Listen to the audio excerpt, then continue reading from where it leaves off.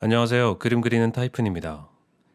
지난 시간 캐릭터 얼굴 비율에 대한 강좌를 진행했는데요. 오늘은 캐릭터 몸 비율에 대한 강좌입니다. 혹시 지난 강좌를 못 들으셨다면 지난 강좌에 이어서 본 강좌를 들으시기를 추천드립니다. 캐릭터 몸 비율은 생각보다 상당히 중요합니다. 귀여운 얼굴 형태를 디자인해 놓고도 어울리지 않는 몸 비율을 가지고 있을 경우 캐릭터의 전체적인 밸런스가 깨지고 의도했던 귀여움을 전달하기 어려운 경우가 많이 있습니다. 화면을 보시면 다양한 비율을 보실 수 있는데요. 오늘 강좌에서는 이런 비율들이 가진 숨은 특징이나 팁을 설명드리겠습니다. 강좌를 본격적으로 시작하기에 앞서서 등신 비율이 무엇인지에 대해 설명드려야 할 것 같습니다. 우리가 8등신이다, 또 7등신이다 라는 표현을 일상적으로 쓰는데요.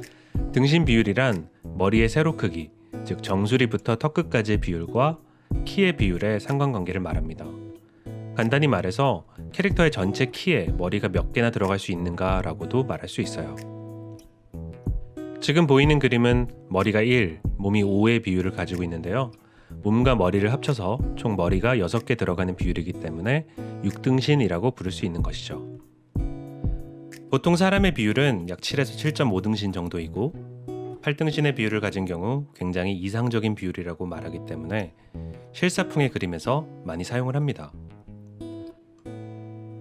하지만 오늘은 귀여운 캐릭터를 그리고 싶은 사람들을 위한 강의이므로 2등신 이하의 비율만 다룰 거예요. 자, 총 6개의 등신 비율을 보실 수 있는데요.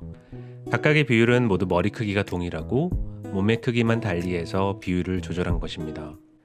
이렇게 6개의 비율을 놓고 보면 세부적인 차이는 잘 안 보이실 텐데요. 이렇게 가장 양 끝에 있는 비율을 놓고 비교해 보면 굉장히 큰 차이가 난다는 것을 알 수 있습니다. 첫 번째 비율입니다. 이 그림이 가진 실제 비율은 어떻게 될까요? 1대 0.84. 처음부터 1대 1의 비율이 채 안 되는데요. 2등신이 채 안 되는 비율입니다. 각 비율은 정확히 측정한 것이 아니기 때문에 소수점 자리까지 이해하실 필요는 없고요. 대략적인 해당 비율의 느낌이 이 정도구나 하고 이해하시는 것이 좋겠습니다. 자, 이런 비율은 실제 사람에서는 존재하지 않는 비율인데요. 우리는 왜 이렇게 머리가 큰 비율의 캐릭터를 좋아하고 또 그리게 되었을까요? 바로 귀여움을 표현하기 위해 참고하는 비율들이 머리가 큰 비율이 많기 때문입니다. 예를 들어 아이가 가진 비율은 어떻게 될까요? 앞서 성인의 평균 비율이 7에서 7.5등신 정도라고 말씀을 드렸는데 아이의 비율은 약 4에서 5등신 정도입니다. 아이들은 머리가 굉장히 큰 비율로 태어나서 성인이 될수록 머리는 조금씩 자라고 몸이 크게 성장하는 것이죠. 그래서 아이의 특징을 그림에서 묘사하는 것이 귀여운 캐릭터의 머리를 크게 그리는 이유입니다. 또한 동물들의 특징도 있습니다. 병아리 같은 경우 한 3에서 3.5등신 정도의 비율을 가지고 있어요. 우리가 귀엽다고 느끼는 비율이 머리가 큰 비율임을 알 수 있습니다. 두 번째 비율은 1대 0.7입니다.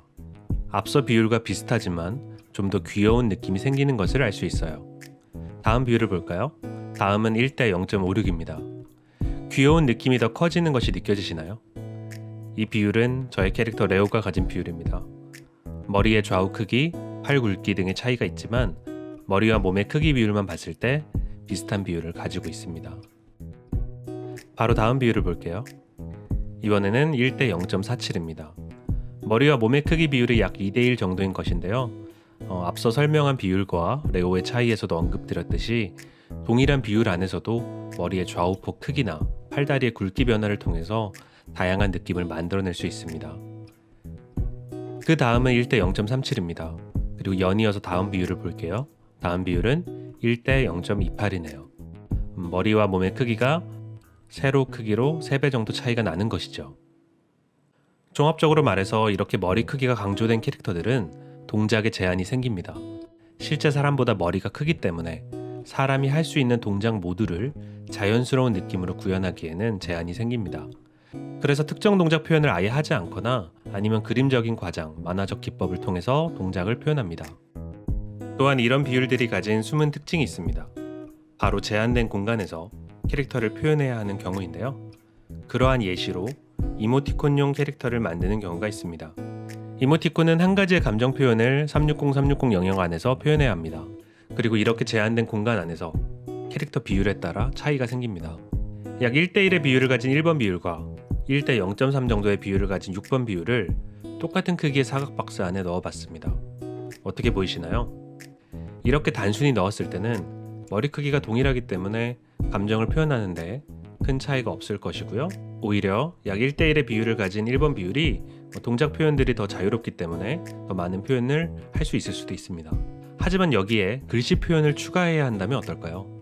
오른쪽은 바로 글씨를 표현할 공간이 있지만 왼쪽은 공간이 없죠? 그렇기 때문에 캐릭터 사이즈를 조금 줄여야 합니다. 그리고 이렇게 생기는 차이가 실제로 어떤 영향이 있을까요?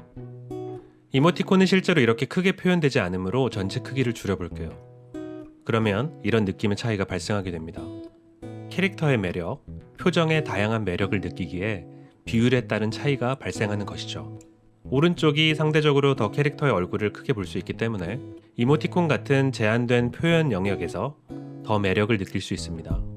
물론 이것은 단순한 캐릭터의 비율에 따른 비교이고 실제 작가님들은 다양한 비율의 캐릭터를 가지고도 또한 다양한 방식으로 이를 보완해서 매력을 표현합니다. 그리고 반드시 머리가 클수록 더 귀엽고 매력적인 캐릭터가 되는 것은 아닙니다. 5등신 이하의 비율을 가진 캐릭터라면 이미 충분히 귀여운 느낌을 표현할 수 있거든요. 캐릭터의 개성 있는 비율 설정을 위해서 생각해야 될 것은 단순히 한 캐릭터의 표현만이 아니라 캐릭터의 세계관, 나이, 성격, 그리고 캐릭터가 가진 용도 등을 종합적으로 생각해 보실 필요가 있습니다. 자, 마지막으로 오늘 소개해드린 다양한 비율에 맞춰 간단하게 캐릭터를 표현해 보았습니다. 캐릭터를 만들어 나가시면서 다양한 방법으로 개성과 매력을 표현하려고 하실 텐데요. 그릴 때마다 달라지는 비율을 가진 캐릭터라면 캐릭터의 동질성이 훼손되어 캐릭터의 매력을 잘 전달하기 어렵겠죠. 또한 귀여운 몸의 비율은 캐릭터의 매력을 살리는 요소입니다.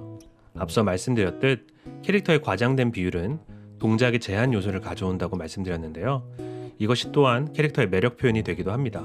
짧은 팔다리를 낑낑거리면서 어떤 행동을 하는 캐릭터에서 느껴지는 공감과 매력이 있는 것이죠. 마지막으로 한 가지 팁을 더 드리자면 만약 캐릭터를 그릴 때마다 비율이 계속 바뀌는 분들은 캐릭터의 표준 비율을 만들어 놓고 이를 반투명 배경으로 설정하여 캐릭터의 감정 표현을 추가해 나가신다면 동일한 캐릭터 비율로서 캐릭터를 완성해 나가실 수 있을 것입니다. 자, 오늘 강좌 어떻게 보셨나요?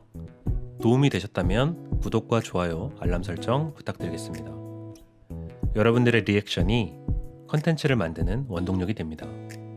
그럼 다음에 더 알찬 강의와 컨텐츠로 돌아오겠습니다. 고마워요.